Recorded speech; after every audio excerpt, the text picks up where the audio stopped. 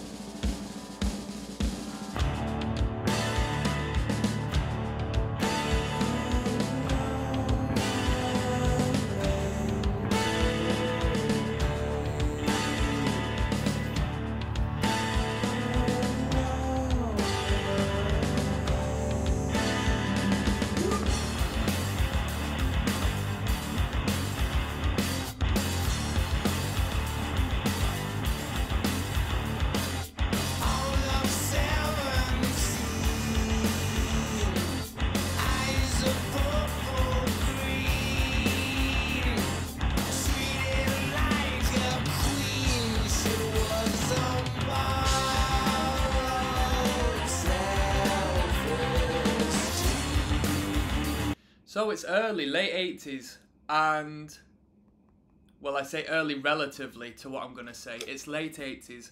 And this was prior to grunge, right? But it gives me that grungy element. Yvonne Studio says, if you listen to Soundgarden and don't feel something's wrong with you. I'm looking for a reference in regards to grunge at all. So DJ Hero says, no one can convince me this isn't metal. So, you know what I mean? I suppose some people say they're not a metal band, or they're this band and they're that band. Pure grunge at its peak with this great and legendary band. Rest in peace, Chris. Somebody says grunge means Seattle music. Interesting. There we go. That was the comment I was looking for. Come on.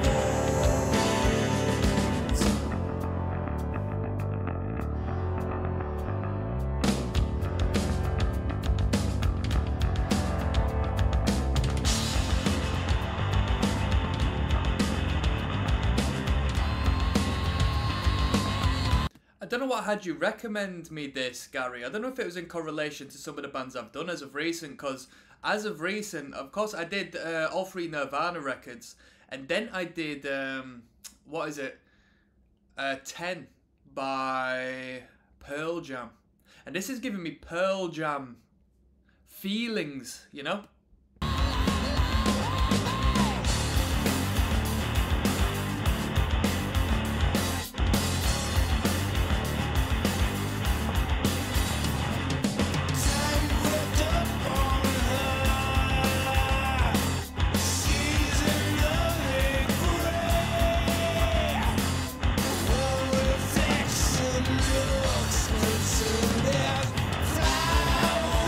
The drummer was going fruity there. I'm going to go back on that drum there. Come on. That timing.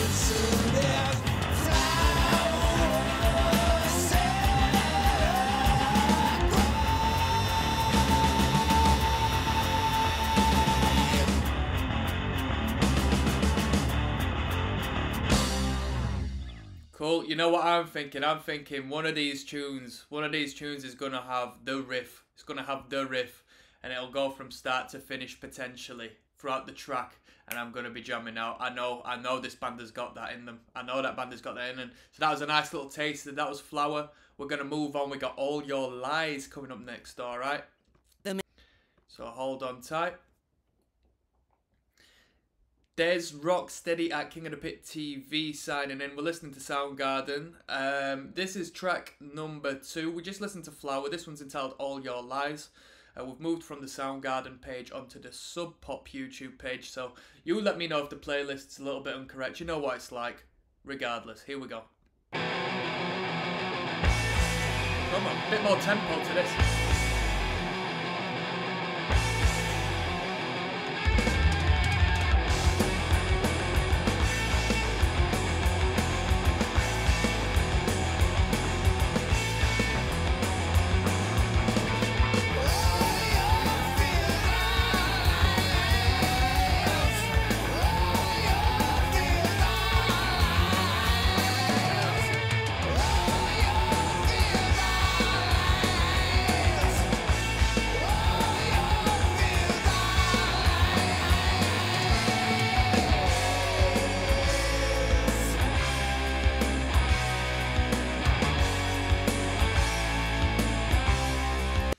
guitars aren't oversaturated with distortion. You hear a nice clean da-down, da-down, this high-end twang just breaking through that guitar tone right there. It's really hot. Come on.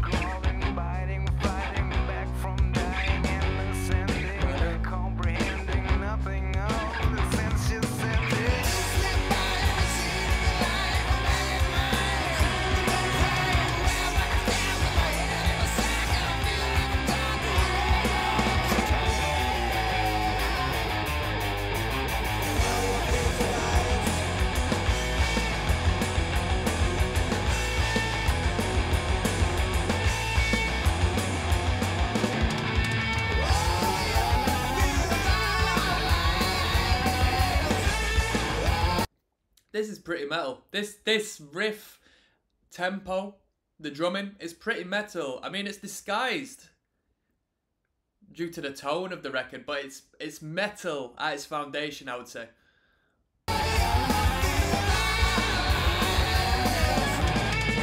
There we go. Charles Leon says, maybe it's the metalhead in me, but Soundgarden always kicked major ass when they upped the tempo and went for the throat. Come on.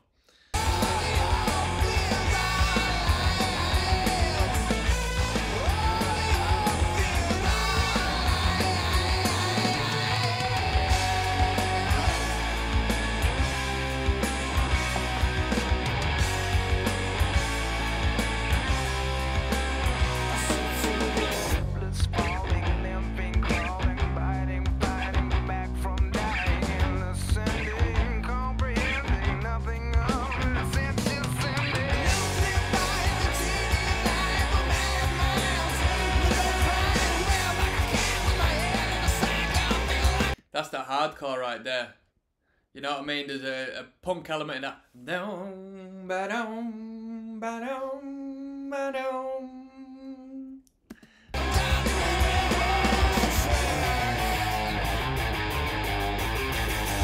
Here we go.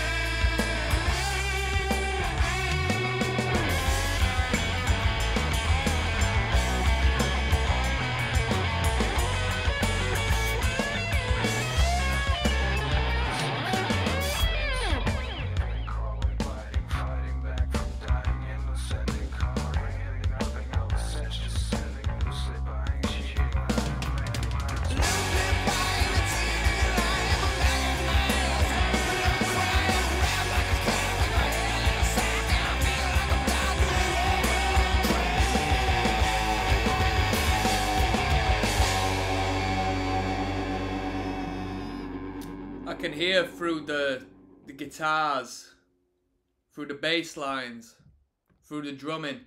The band liked to jam. The band liked to get to band practice and jam. This wasn't no strict, I've composed this riff and you must abide by this riff law. The band gels like a band that is fluent and in well communication musically with each other. It sounds like they're proper jam band, not jam in the sense that they're the Grateful Dead, but jam in the fact that they're a little looser, they're a little more comfortable and confident with each other. They can sort of push the boundary a little more so than, nah, that's the wrong note, you can't do that. You know what I mean? So we've got 665 coming up next, which is relatively short. I don't know if this is a bridging number, because we've got 667 as well, which is also relatively short. So if so, we'll do 665 and Beyond the Wheel. We'll see what goes on. All right. There's Rocksteady, King of the Pit TV signing in. We're listening to Soundgarden, all right, on response and request from my man Gary. Thank you very much. That's via the Patreon. He's asked for Soundgarden. I'll tell you what, he didn't ask for Ultramega, okay? He asked for Here we go. Where is it? Where is it? I don't want to do injustice to the track. He asked for Super Unknown. All right. So I'm actually doing Super Unknown as well. Both of these will be up at the same time on the Patreon. But I thought I'll give him a little more bang for his buck. I'll establish the start of the entire discography, which I'll end up going through alongside the record he's asked for. He's actually asked me for another one, which I'll check out as well. But the very initial comment was based upon Super Unknown. So this one's 665. It could be a filler, could be a gap, a bridge of sorts to Beyond the Wheel. Let's just check it out. Come on.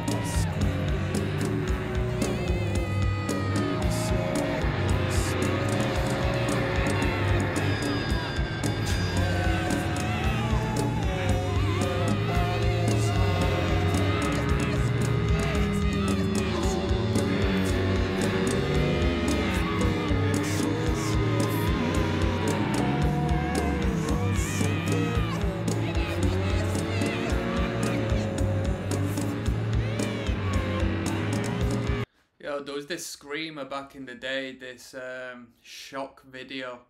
It was Jingle Bells reversed, where it's just like, this is Jingle Bells. But then when we play it reversed, it's pretty good. Got my mate pretty good with that one. Just reminded me of that.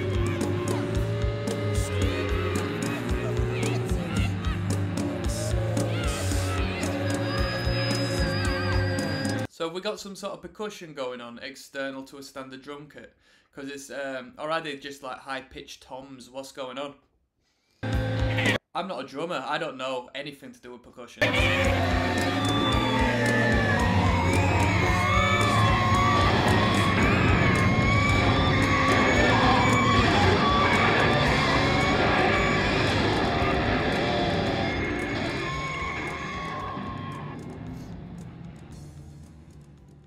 Right, let's keep it moving. Beyond the Wheel. I hope we don't have an advertisement.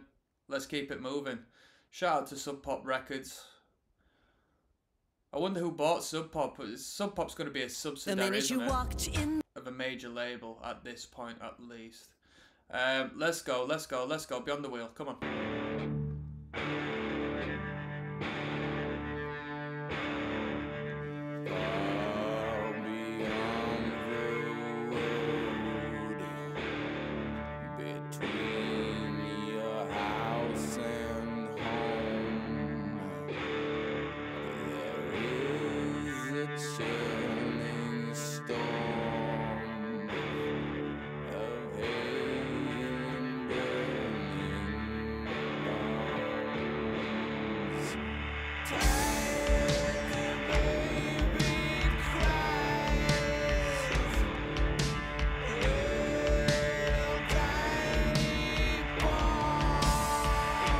Sounds a little bit like Ozzy.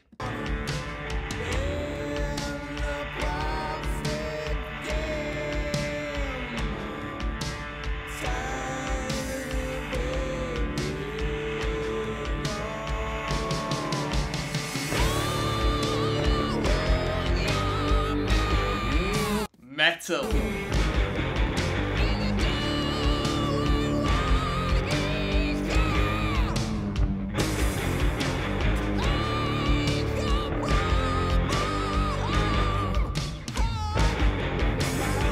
Does sound like Ozzy a bit, don't you think? I mean, maybe not this high-end register, but in there.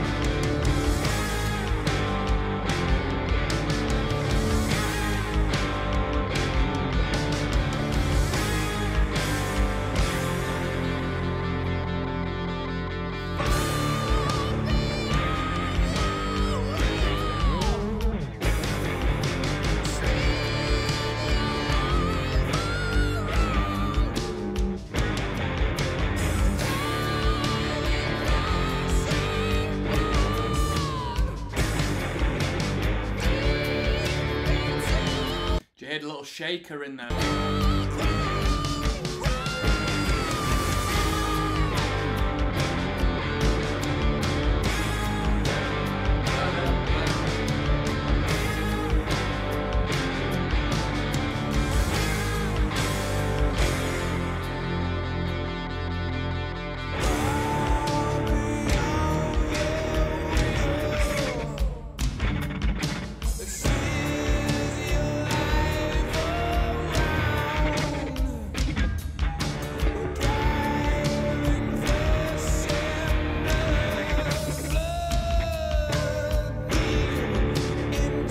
So this dude Chris Cornell then, because this guy passed away not so long back, didn't he? I can't remember what of, but I know Chris Cornell got a lot of love. Let's have a quick look at some info on this record then, because this one we're listening to, it's got a nice vibe to it. It's heavy. It's not necessarily my cup of tea though. So we'll break it up a little bit. Music and lyrics. Elements of 60s psychedelic rock, 70s hard rock and heavy metal, 80s hardcore punk. I haven't really come into the hardcore punk at this point. There was a little free chords, like riff, which, you know, could have been used in a punk track, but it was just free power chords, wasn't it? The album is the best expression of Soundgarden's early Stooges, MC5 meets Zeppelin Sabbath sound. It added that it's a dark, murky, buzzing record that simultaneously subverts and pays tribute to heavy metal.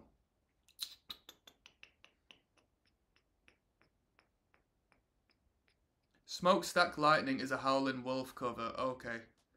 On the original version of the album, Smokestack Lightning sigged into a distorted excerpt on the Sonic Youth song Death Valley 69. Sonic Youth is a band I need to check out. I hadn't done Sonic Youth. Soundgarden included its tribute parody of Sonic Youth's similar sampling of the Stooges song Blah-dee blah-dee blah-dee blah-dee blah. 3 songs on the albums were recorded as jokes or parodies by the band. The songs 665 and 667 are parodies of the idea of satanic content in rock music because they played the voices backwards and so forth. The idea being that if 66 is such a powerful number, then the surrounding numbers must be equally as powerful. Album's closing track, 1 Minute of Silence, is a cover of John Lennon's 2 Minutes of Silence.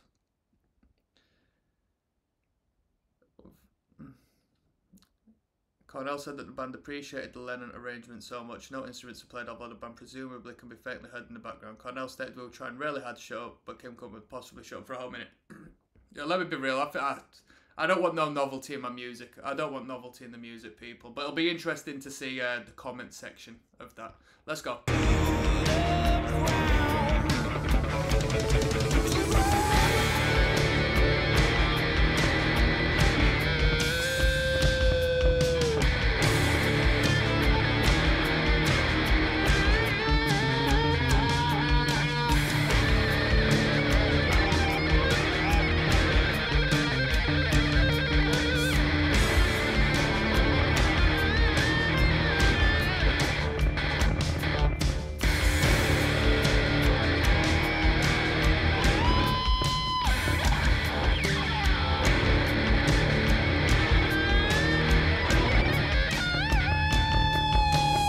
This is getting a little bit of time to shine in this bit. Holding down that lower register as the guitar drifts up into the higher.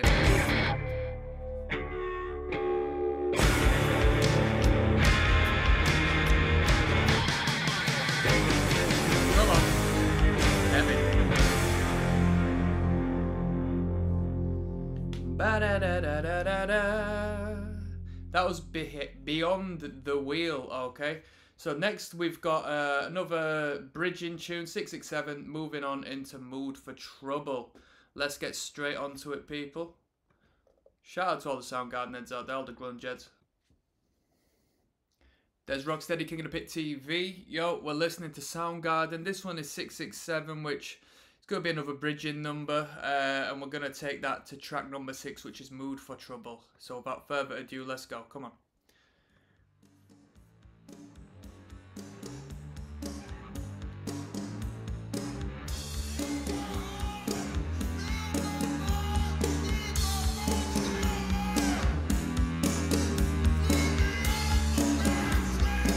Jeff says Soundgarden giving glory to the beast will suffer the beast's fate. I agree. Conflicted by so many inventive Soundgarden tunes and the obviousness of their satanic lyrics. Interesting stuff. Yeah, I'll tell you something, people, right? This is going to sound ridiculous, right? Because I'm into my metal and stuff like that. Yo, I changed the horns as my introduction to the palm on palm. Not for religious purposes, but I'm sort of straying away from that energy. Just in case, yeah? I want good things to happen, and I see the way the world is. There's a lot of evil at the top of the hierarchy, and I don't want to, you know what I mean? I've been looking into linguistics and how the words we say and how we refer to each other, and certain words that go outside of our conscious awareness, like calling somebody, you know what I mean, a pet name that might actually be, you know what I mean, I'm a beast and stuff like that. I'm not a beast. I'm a conscious human being and stuff like that. I just started to pay attention to that sort of stuff and rearrange and be a little more introspective as to how I talk and how I internalize words and so forth, because I know there's a lot of anyway, that's for the conspiracy videos, that one. This is 667, come on. Obviously I'm not going to be able to avoid any satanic stuff, considering this is King of the Pit TV, but that's the way it goes.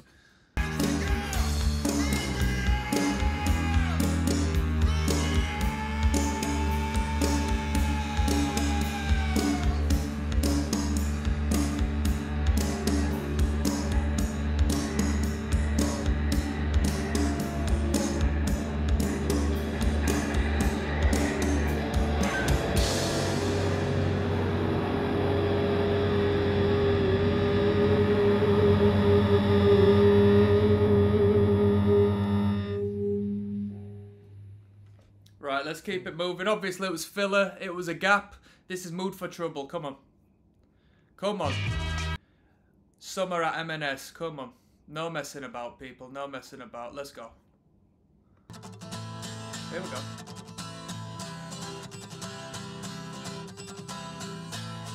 So this is remastered by the seams of things.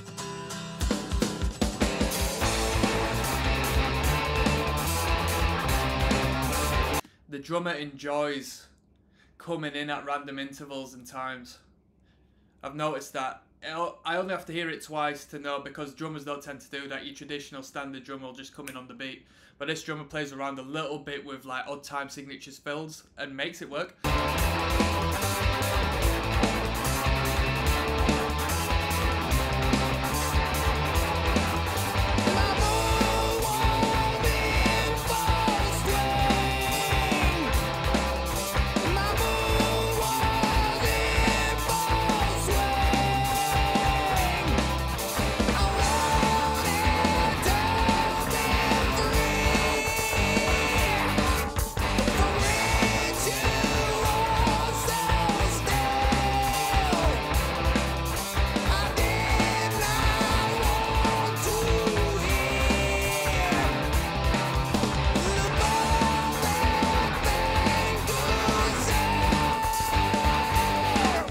That Aussie coming out again.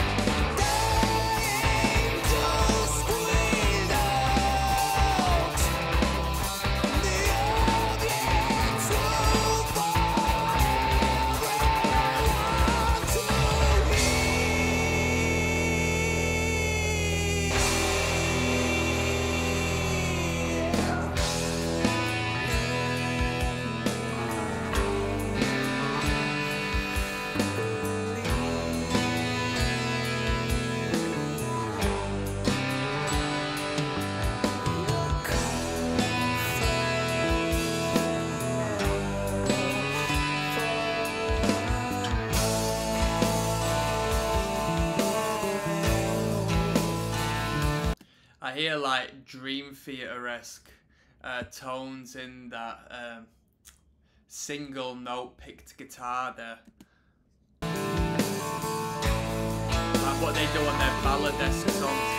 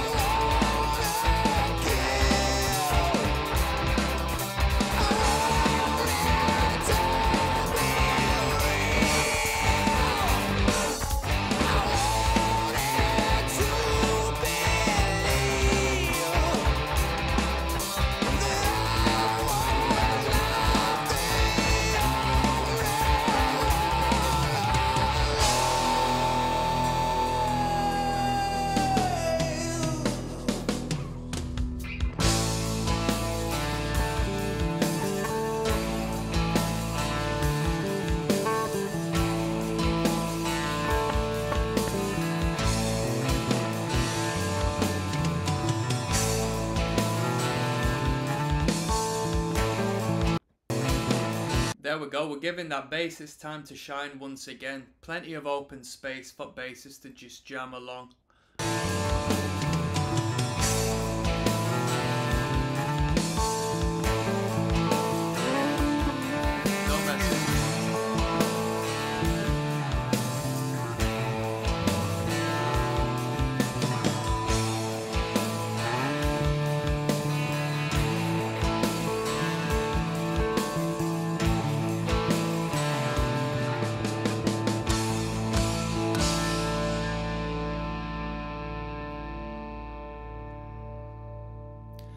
One reoccurring theme, I think maybe because we have this sub pop outro here, I was gonna say we have quite an extended outro fade on these tunes, and quite funnily it says most replayed 4 minutes 26. Right, we got Circle of Power coming up next, which is only 2 minutes 13, so I'm hoping this is where that hardcore punk reference comes from. Let's continue on, people. Track number 7. Alright. There's Rocksteady King of the Pit TV. We're listening to Soundgarden. This is track number 7 of Ultramega. Okay, it's entitled Circle of Power. Alright, let's drop straight in. Come on. As always, access all full album listens via the link in the description. Don't waste your time. Let's go.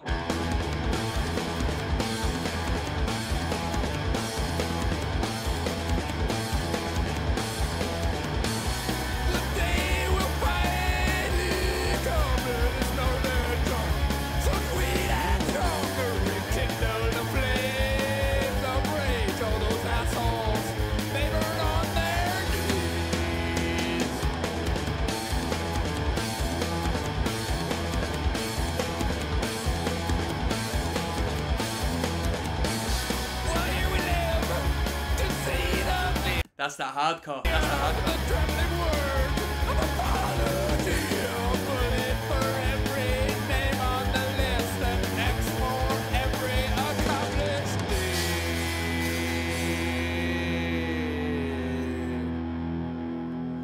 Oh, big badass circle of power, it's coming to get ya! Come on.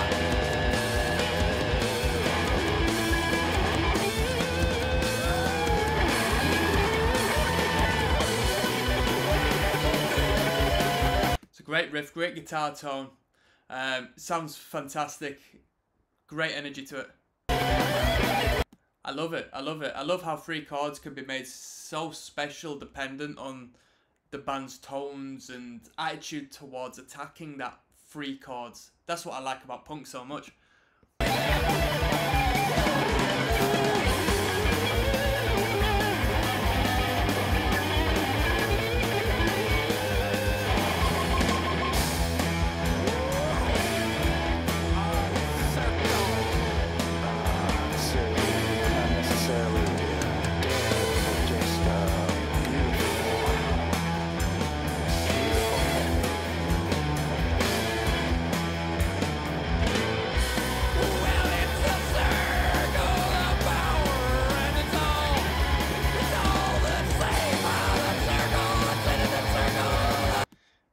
That intensity and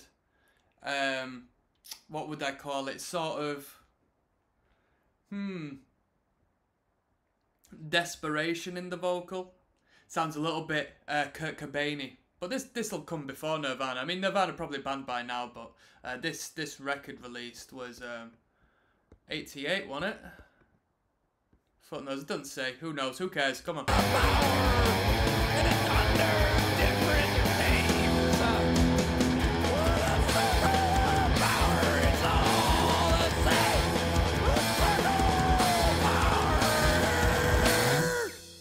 Very cool. Very cool. That was a good tune. Probably my favourite tune for obvious reasons. Favourite tune on the record so far. We've got track number 8 entitled He Didn't coming up next. Oh yeah, number 6. There's Rocksteady King of the Pit TV signing in live and large. We're listening to Soundgarden. Track number 8, He Didn't. Let's go. Circle of Power was a great tune.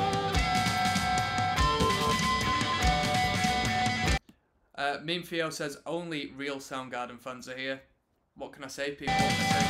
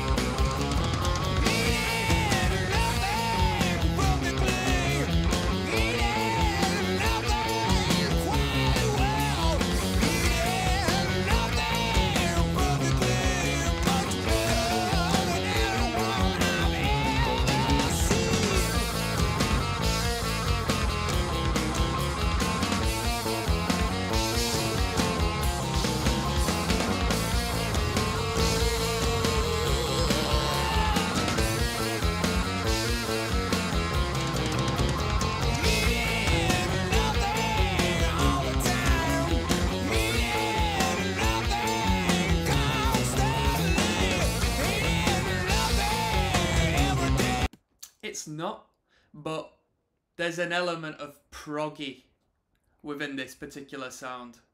The vocal line atop of this weird jester riff, you know.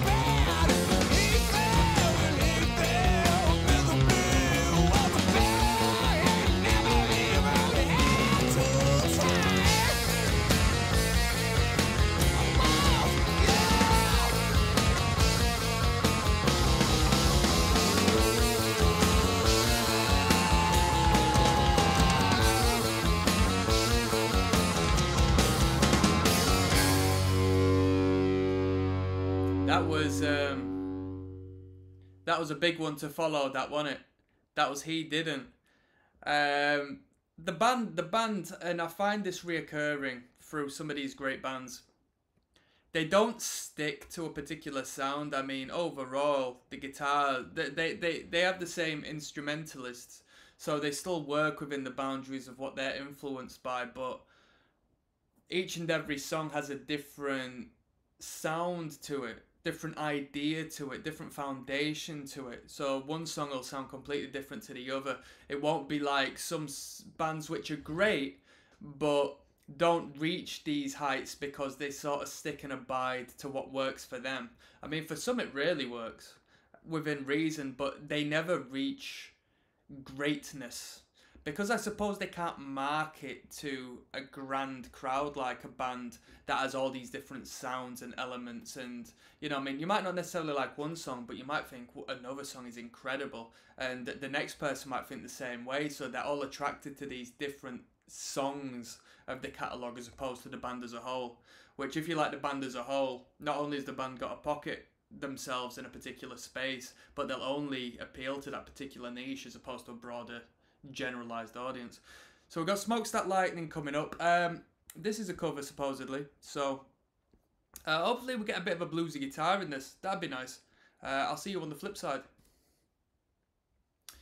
There's Rocksteady King of the Pit TV signing in. We're listening to Soundgarden. This one is track number 9, Smokestack Lightning. Now this is a cover song. I'm unaware of the original song. Normally I don't listen to covers that I'm unaware of, purely as I've got no reference point to how good the cover actually is. But hey, we're gonna do this one, all right.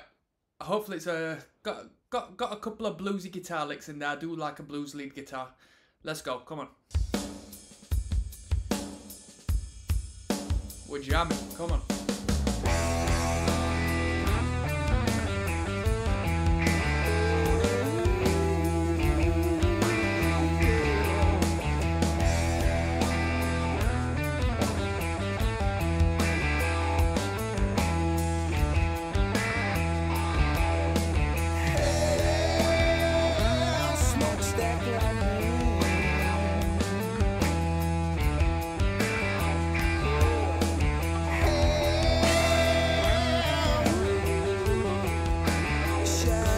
This sounds like something I would imagine SRV sounded like. I've never really listened to Stevie Ray Vaughan, but I assume this is the vibe, right?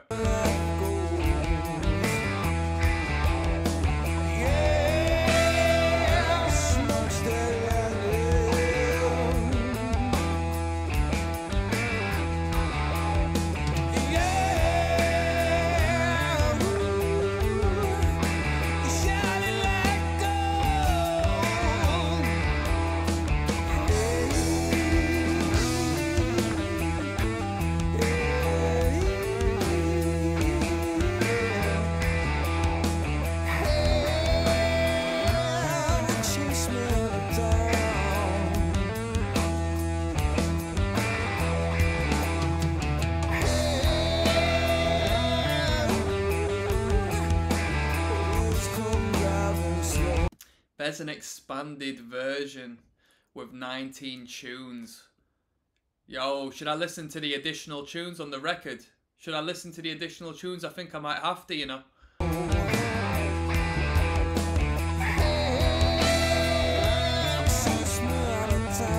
on. Hey, what's going on?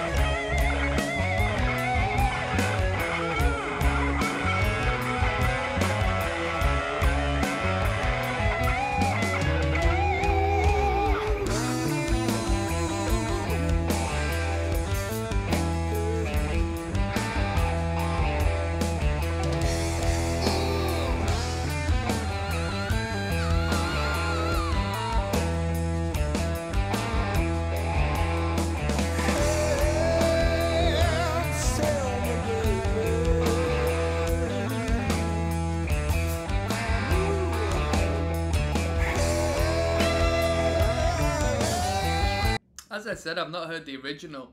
This sounds like a jam. This sounds like a jam. Lyrically, it's not so structured. It sounds like a song to me. It sounds like he's just sort of wobbling on a little bit, just giving it a little bit of a, you know, there's a lot of fluidity when it comes to the vocal line on this number.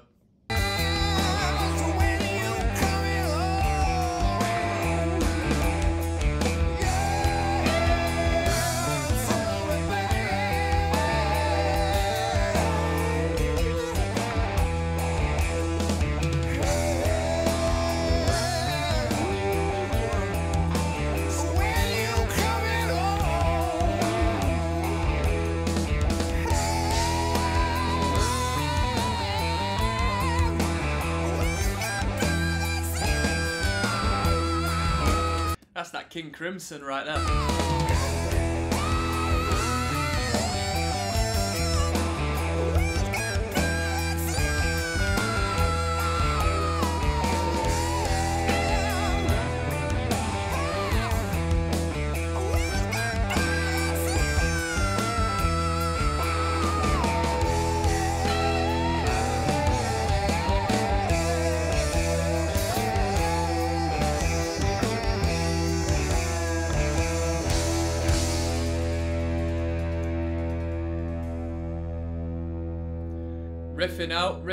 Riffing out. Honestly, it wasn't for me, that one. I mean, there was you know, it was anticlimactic because I hadn't heard the original number, and like, I wanted to hear a little section for the lead guitar to sing. I wanted to hear a nice blues guitar solo, and I didn't hear that. I didn't hear a nice bluesy guitar solo. We've got Nazi Driver coming up next, track number 10. All right. The minute you walked in the joint. Dezrocksteady, King of the Pit TV. This one's Nazi Driver, okay? We're listening to Soundgarden. This is track number 10. Without further ado, let's go. Come on. Here we go.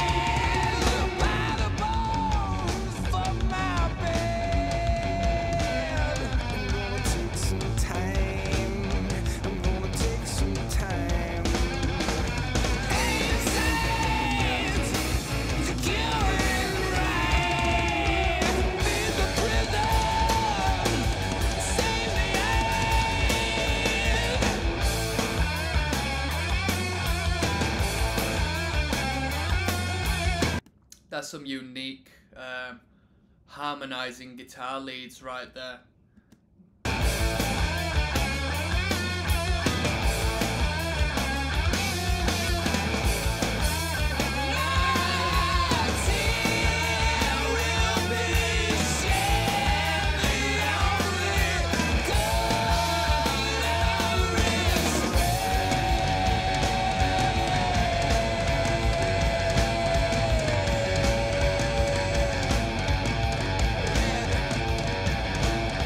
Confusion down below if anybody could sum this up. So people are confused because Sub Pop has put this out, probably the remaster, whereas SST Records put out the initial release. Why are people just in confusion purely as they knew it was SST Records? Or what standard of music was Sub Pop putting out which would make this record quite controversial on the roster? Let me know. Some time, we'll make it right, we'll make it right. To the hell, 360 degrees, fight the hell that fears. I don't care if it tastes like poison.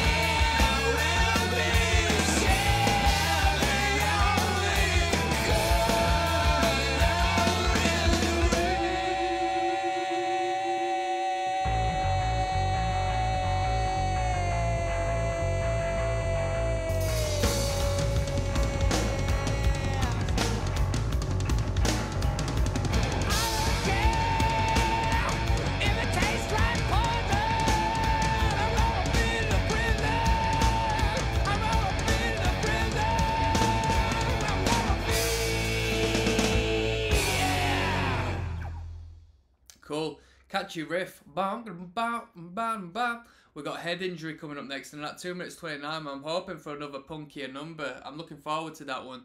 Hold on tight, people. Let's keep it moving. Dezrocksteady, King of the Pit TV. This one's entitled Head Injury. Given the title, well, not the title, given that the timing is at 2 minutes 28 seconds long, I assume this should be a faster, punkier number. I'm hoping so, because I've heard hardcore punk referenced a couple of times in the descriptive elements of this record. Let's have a look at a bit more information. So, the release and the reception, yeah? Cornell said on the record the production wasn't what we were after at all. That sort of hurt us critically. All music staff writer Steve Huey gave the album 4 out of 5 stars, saying it may not be quite as complex or consistent as some of Soundgarden's later albums, but Ultramega OK is easily the best document of grunge's early pre-Nirvana days. And Powers of Blender says not every moment is brilliant, but it sure is loud. Fair play. Flower was the only single released from the album. Its music video, directed by Mark Merrimount, aired regularly on MTV's Run 20 Minutes. Anybody watch that? And I never had MTV on back in the day, so I don't know MTV as a music channel. At 1990 Grammy Awards, Ultramega OK received a nomination for the Best Metal Performance. Right, cool. Reissues. Ultramega OK was reissued on LP. 1 Minute of Silence was not included on it. No surprise there. A new reissue of Ultramega OK was released on March 10th, 2017 on Sub Pop in 4 formats, namely black and coloured double LP, CD, cassette tape and digital download.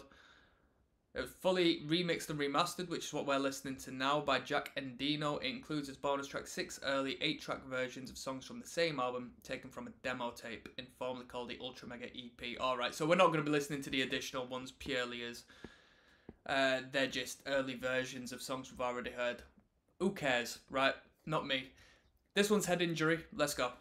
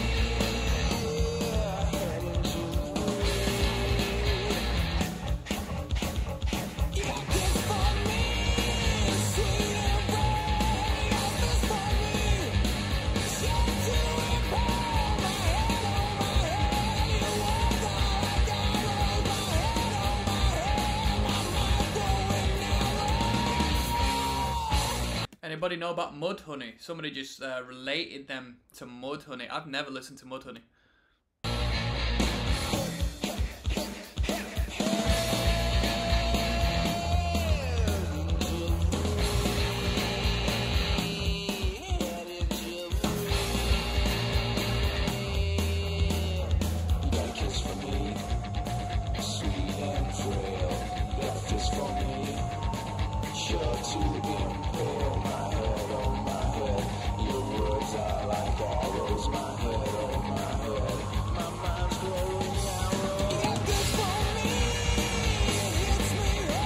I mean, as far as punk is concerned, it's the drummer that's throwing that punk element into it, because the riff itself isn't necessarily punk rock. The energy and the tempo is though, right?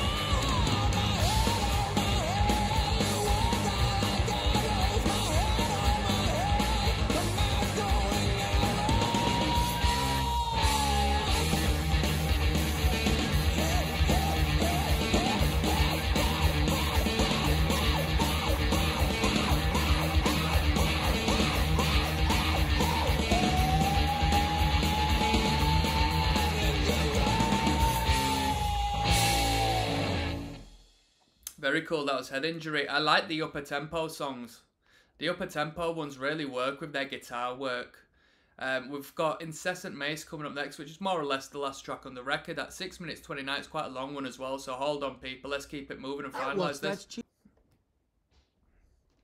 dezrocksteady, King of the Pit TV signing in. This one's Incessant Mace. This is essentially the last track on the record. We do have 1 minute of silence, which for novelty we are going to click onto, but you know what the case is with that one.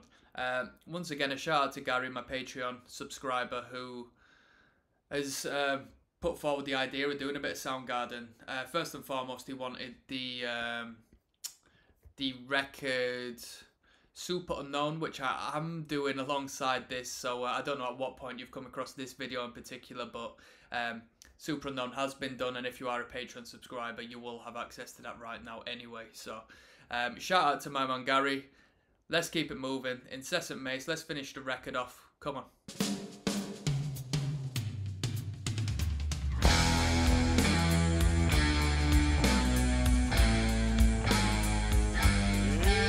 Heavy.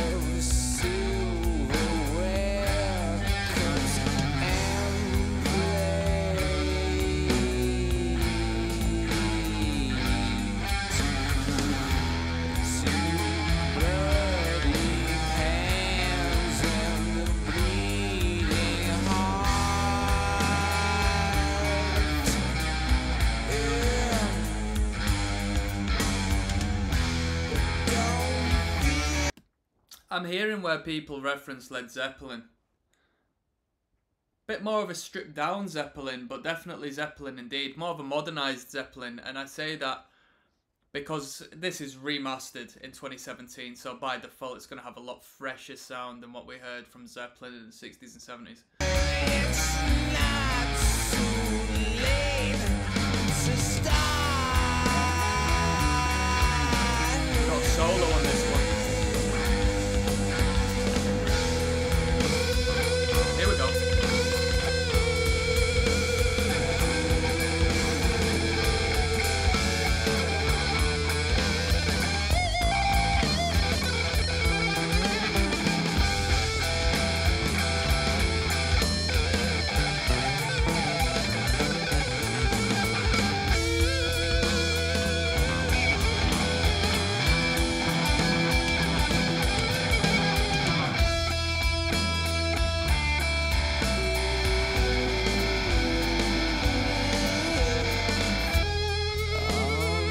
That drum roll were clean. Be a photographs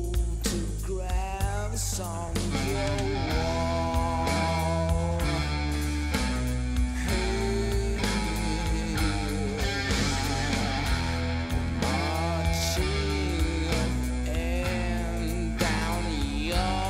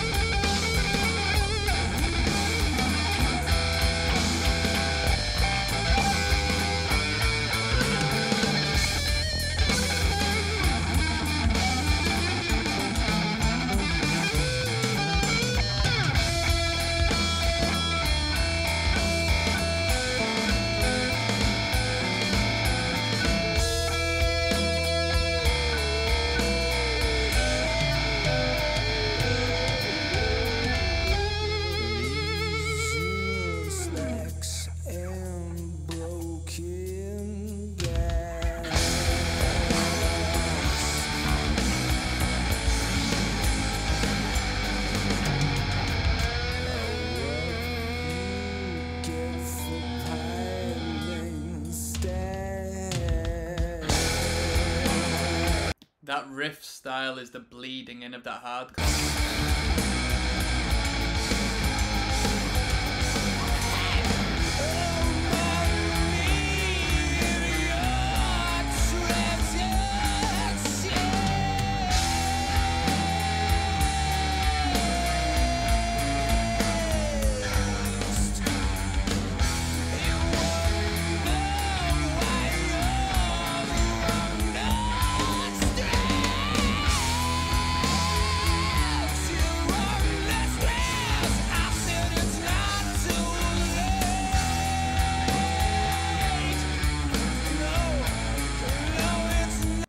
People referencing doom metal. I personally don't hear too heavy an emphasis on the doom.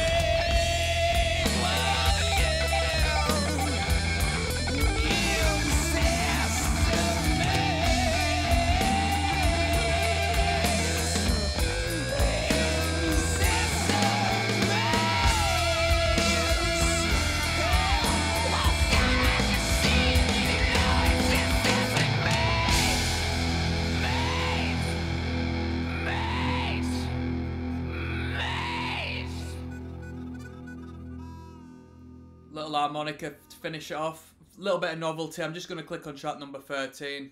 Read the comments also. And that's Ultramega okay. Done and dusted. So we'll move on to the next record. Come on.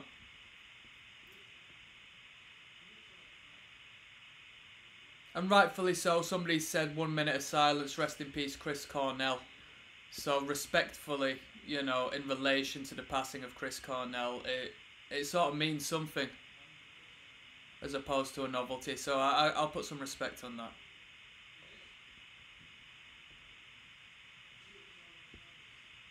You can hear a little bit of background noise with them speaking in the studio, so that's fantastic. Static and the people in the next room didn't get the memo. We'll finish that one there. Well, we won't finish it there. We've got 30 seconds, so we might as well let it run through. But yeah, once again, respect to Gary, my man, for offering the recommendation to get into Soundgarden. That's the first time I've ever listened to Soundgarden in my entire life. I'm looking forward to see where the band progresses. This is an epic band. Chris Cornell was loved by a lot of people, and I know that without knowing much of a background regarding this band. So we're going to keep on moving, and without further ado, I'm signing out, people. So one love. Goodbye.